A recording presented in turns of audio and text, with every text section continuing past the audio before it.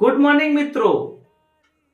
એક દિવસની વાત છે, એક શિષ્ય એના ગુરુને પ્રશ્ન કરે છે કે ગુરુજી, હું મહેનત કરું છું છતાંય હું સફળ થતો નથી।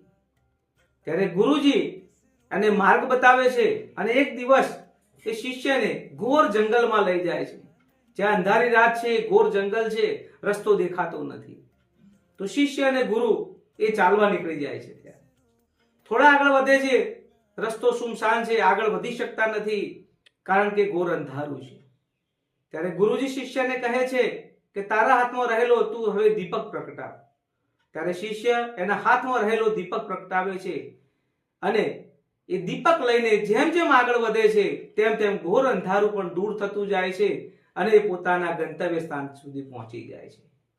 ત્યારે ગુરુજી શિષ્યને કહે છે કે હે શિષ્ય, જો જીવનમાં સફળ થવું હોય તો સાચા ગુરુની જરૂર છે, સાચા સલાહની જરૂર છે, સાચા માર્ગદર્શનની જરૂર છે અને સાચા વ્યક્તિની જરૂર છે। તો જ વ્યક્તિ જીવનમાં સફળ થઈ શકશે।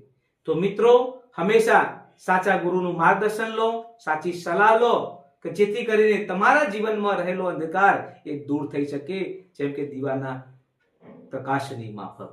તો મિત્રો, આ રીતે દીવાનો પ્રકાશ બનો અને પોતાના અંધકારને દૂર કરો। તો મિત્રો, આજનો મારો વિડીયો કેવો લાગ્યો? સારો લાગ્યો और शेयर, लाइक एंड सब्सक्राइब करो। धन्यवाद।